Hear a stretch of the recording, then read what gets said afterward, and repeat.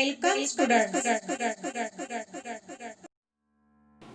आज हम व्याकरण का पाठ पढ़ेंगे। शब्द का दूसरा भेद है सर्वनाम। देखो बच्चों, यहाँ कुछ वाक्य लिखे हैं। विभाग अ में लिखे हैं। देखो, डाकिया सरकारी नौकर है।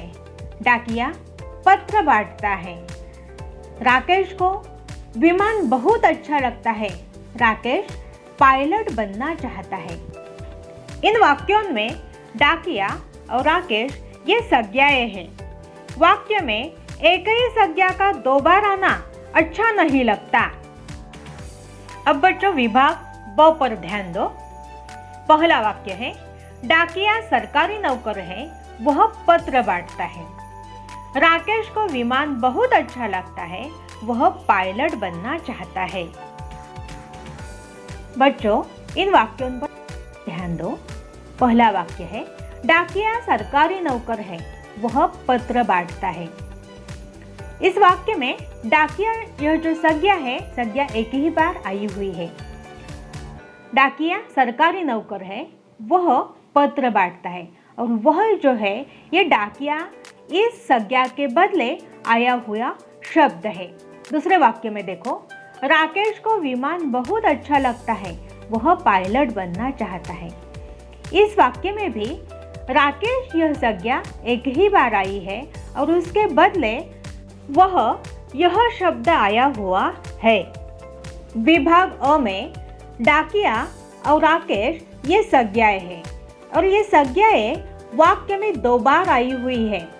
वाक्य में एक ही संज्ञा का दो बार आना खटकता है। वाक्य पढ़ने में अच्छा नहीं लगता। और विभाग ब में डाकिया और राकेश इन दोनों संज्ञाओं के बदले वह यह शब्द आया हुआ है। एक ही संज्ञा का दो बार प्रयोग नहीं करना पड़ा और इसलिए वाक्य पढ़ने में अच्छे लगते हैं। यहाँ डाकिया और राकेश इस संज्ञा के बदले वह यह शब्द आया है और इसलिए वह इस शब्द को व्याकरण में सर्वनाम कहते हैं। वाक्य में जो पद संज्ञा के बदले आता है उसे सर्वनाम कहते हैं। सर्वनाम की परिभाषा देखो बच्चों। वाक्य में जो पद संज्ञा के स्थान पर संज्ञा के बदले आता है और संज्ञा का काम करता है उसे सर्वनाम कहते हैं। सर्वनाम के कुछ उदाहरण देखो बच्चों। मैं, हम, तू, तुम, आप, वह, वे, यह, ये, कोई, क्या, स्वयं, जो आदि। सर्वनाम और उसके भेद। सर्वनाम के भेद देखो बच्चों। पहला है पुरुषवाचक सर्वनाम, निश्चयवाचक सर्वनाम, अनिश्चयवाचक सर्वनाम, प्रश्नवाचक सर्वनाम, निजवाचक सर्वनाम और संबंधवाचक सर्वनाम। ये सर्वनाम के 6 भेद है। सर्वनाम का पहला भेद है पुरुषवाचक सर्वनाम और पुरुषवाचक सर्वनाम के 3 भेद हैं। उसमें से पहला है उत्तम पुरुष सर्वनाम, दूसरा मध्यम पुरुष सर्वनाम और तीसरा अन्य पुरुष सर्वनाम। पुरुषवाचक सर्वनाम की परिभाषा देखो बच्चों। बोलने वाले, सुनने वाले अथवा जिसके बारे में कुछ कहा जाता है उसके नाम के बदले आने वाले सर्वनाम को पुरुषवाचक सर्वनाम कहते हैं। पुरुषवाचक सर्वनाम के उपभेद। उसमें से पहला उपभेद है उत्तम पुरुष सर्वनाम। यहाँ कुछ वाक्य लिखे हैं देखो बच्चों। पहला वाक्य है, मैं पत्र लिखता हूँ, हम बारिश में नहाएंगे, मुझे क्रोध आ गया। इन वाक्यों में मैं, हम, मुझे ये रेखांकित शब्द सर्वनाम है। इन सर्वनामों का प्रयोग बात करने वाले एक या अनेक व्यक्तियों ने अपने नाम के बदले किया है, इसलिए ये उत्तम पुरुष सर्वनाम है। उत्तम पुरुष सर्वनाम की परिभाषा देखो बच्चों।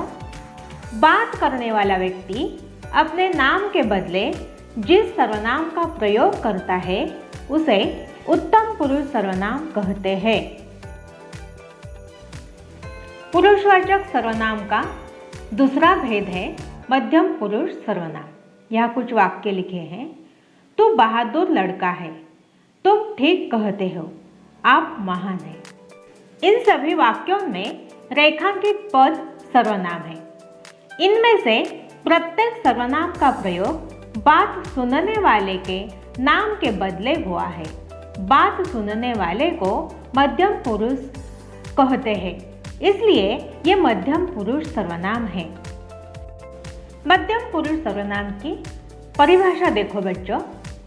जिस सर्वनाम का प्रयोग बात सुनने वाले व्यक्ति के लिए किया जाता है उसे मध्यम पुरुष सर्वनाम कहते हैं।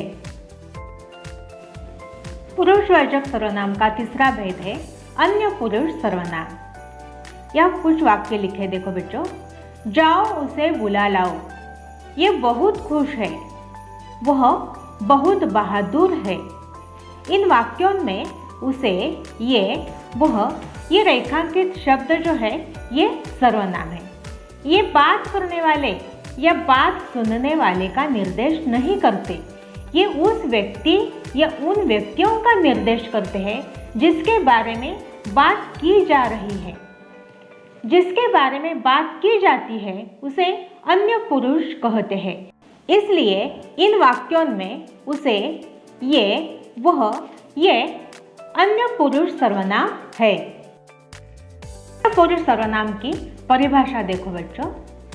जिसके बारे में बात की जाती है उसके नाम के बदले आने वाले सर्वनाम को अन्य पुरुष सर्वनाम कहते हैं। पुरुषवाचक सर्वनाम के उदाहरण देखो। मैं, हम, तू, तुम, आप, वह, वे, यह, ये, मुझे, हमें, तुझे, तुम्हें, उसे, उन्हें, मेरा, तुम्हारा, इसका, उसका, ये सभी पुरुषवाचक सर्वनाम है। और इन सभी पुरुषवाचक सर्वनाम में मैं और हम ये उत्तम पुरुष सर्वनाम है। तू, तुम, आप यह मध्यम पुरुष सर्वनाम है और यह, ये, वह, वे यह अन्य पुरुष सर्वनाम है। सर्वनाम का दूसरा प्रकार है निश्चयवाचक सर्वनाम। देखो बच्चों, यहाँ कुछ वाक्य लिखे हैं। यह हमारी पाठशाला है, ये विदेश से आए हुए पक्षी है, वह शंकर का घर है, वे मेरे साथी हैं। इन सभी वाक्यों में यह, ये, वह, वे ये रेखांकित शब्द सर्वनाम है। ये सर्वनाम किसी निश्चित वस्तु या व्यक्ति का बोध कराते हैं। ये सर्वनाम किसी वस्तु या व्यक्ति की ओर निश्चयपूर्ण संकेत कराते हैं, इसलिए ये निश्चयवाचक सर्वनाम है। निश्चयवाचक सर्वनाम की परिभाषा। जो सर्वनाम किसी निश्चित वस्तु, स्थान, प्राणी या व्यक्ति का बोध कराते हैं उसे निश्चयवाचक सर्वनाम कहते हैं। सर्वनाम का तीसरा प्रकार है अनिश्चयवाचक सर्वनाम। पेड़ के नीचे कोई खड़ा है, पिताजी किसी से बातें कर रहे हैं, मुझे कुछ रुपयों की जरूरत है, तुम्हें कोई बुला रहा है।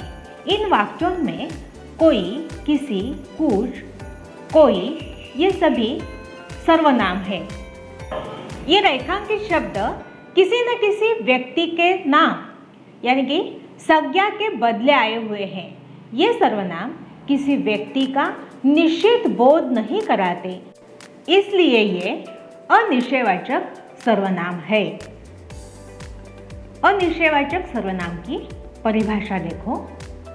जो सर्वनाम किसी निश्चित व्यक्ति या वस्तु का बोध नहीं कराता उसे अनिश्चयवाचक सर्वनाम कहते हैं। सर्वनाम का अगला प्रकार है प्रश्नवाचक सर्वनाम। तुम क्या खाओगे? मेरे साथ कौन चलेगा? पहला इनाम किसे मिला? यह किसका चित्र है। इन वाक्यों में क्या, कौन, किसे, किसका ये शब्द सर्वनाम है। इन सर्वनामों का प्रयोग प्रश्न पूछने के लिए हुआ है। ये सर्वनाम व्यक्तियों के बारे में कुछ पूछने के लिए आए हैं। इनमें से प्रत्येक सर्वनाम किसी न किसी व्यक्ति के नाम के स्थान पर आया है।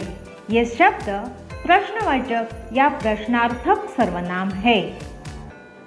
देखो बच्चों, यहाँ थोड़ा सा ध्यान दो। तुम क्या खाओगे? क्या यह जो है ये प्रश्नवाचक सर्वनाम, यह हमें मालूम हो चुका है। अब मैं कहूँगी मैं आम खाऊंगी। आम यह क्या का उत्तर मिल गया। आम जो है यह क्या है, ये संज्ञा है और इस संज्ञा के स्थान पर क्या यह शब्द आया है, यह सर्वनाम आया है। और यह सर्वनाम जो है यह सर्वनाम प्रश्न पूछने का कार्य करता है और इसलिए उसे हम प्रश्नवाचक सर्वनाम कहते हैं। प्रश्नवाचक सर्वनाम की परिभाषा। जिस सर्वनाम से किसी के बारे में प्रश्न किया जाए उसे प्रश्नवाचक या प्रश्नार्थक सर्वनाम कहते हैं। सर्वनाम का पांचवा प्रकार है निजवाचक सर्वनाम। चिंटी स्वयं खाना जमा करती है। मैं खुद तुम्हें पढ़ाऊंगा। कर्तव्य के साथ अधिकार तो अपने आप मिल जाते हैं। इन वाक्यों में स्वयं, खुद, आप ये रेखांकित पद सर्वनाम है। इनका प्रयोग वाक्यों में इनसे पहले आई संज्ञा या सर्वनाम के स्थान पर हुआ है। पहले वाक्य में स्वयं सर्वनाम चिंटी संज्ञा के लिए आया है।